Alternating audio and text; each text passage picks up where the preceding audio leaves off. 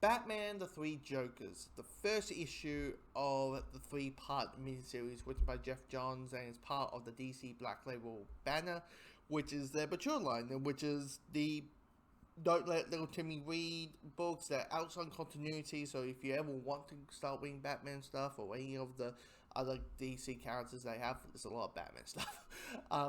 Any of the other DC characters, but you're worried about continuity and all that kind of stuff. Black Label is the way to go. Harley Quinn, Harley is a great one if you're a big fan of Harley Quinn, and it's really well done. And the thing about this idea of three Jokers, it's been kind of hinted since like 2016, like actually this year 2016, wherever Rebirth happened, where clearly it was this like multiverse type idea, where it's like three Jokers from three different universes, kind of, you know, are actually all in Gotham kind of thing. But now clearly they are Jeff Johns, who had the idea of the three Jokers. It clearly became more grounded and more of a mystery thing of how could it happen. And I will say this is a good setup issue. This is a good, hey, let's set up the plan and set up how things going. You don't know everything. You don't know how things are going, right? And that's what you want. And this being a Batman detective story, you want to follow the characters. You want to follow Batman and Gordon and Batgirl and Red Hood on this story and find out, like, how the fuck is there three of them? And they break down the three Jokers: the Killer, the Clown, and the Comedian. And we heavily with the Clown, who's pretty much give people a movie reference or TV reference, like the season there was Joker, but still dark and twisted as hell. I mean, there's an action scene where you have like a nice, like an hour-West Batman TV show fight where there's like 6,000, there's like 30 goons, and they're all fighting each other, fighting Batman and Batgirl and Red Hood.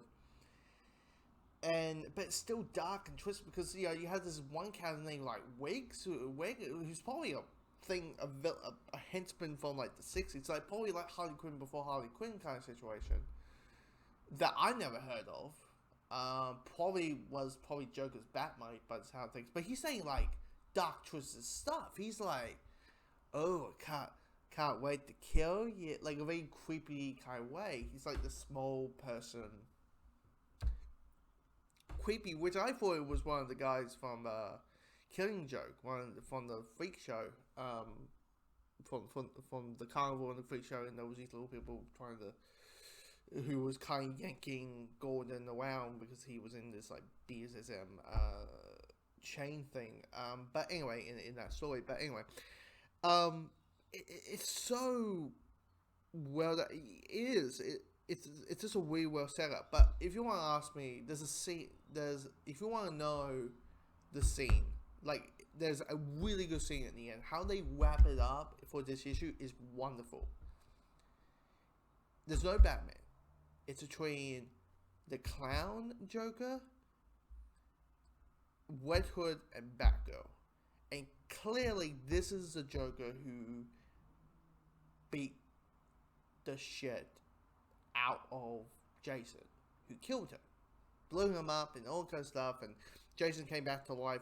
However, if it's Superboy Punch in reality, if it's Lavish's Pit, whatever, choose your pick. But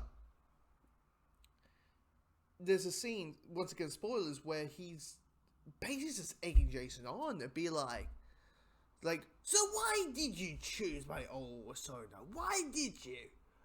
And Jason's trying to find every logical choice, but everything he's saying is so, like, egging Jason on. And we all know Jason's not a fucking white-page person. He's the Punisher. It's like, he's basically, he's like a M version, a PG-13 version of the Punisher, basically. And he's just, and oh my god, this part where he says, you know what you said to me on that night? You're like, please help me, please stop, I'll be your Robin. And it's like, oh my god, so good. And then there's this line that Barbara says, which is "Screw you, Jason," and I'm like, oh my, that scene is like, that's a way to wrap. That's a good last scene. But yeah, it's just, if you picture this as a movie, it's like the first probably 40 minutes. You know, you set up the characters, you set up all the pain that the Joker has linked onto the three characters. Definitely with Barbara, definitely with Jason, with Barbara being with killing joke of him paralyzing her, and all the crazy shit that happened in that story that was with Barbara, and with the whole three Jokers thing, you just don't know what's happening. You don't know, and we won't find out until like October. So, but already it's this well written, well put out, really well put together crime story with maybe a little bit of supernatural twist, which it'll be interesting who we find out who is the real Joker. It'll be very interesting. If there is one, what is that answer? Whatever. So yeah.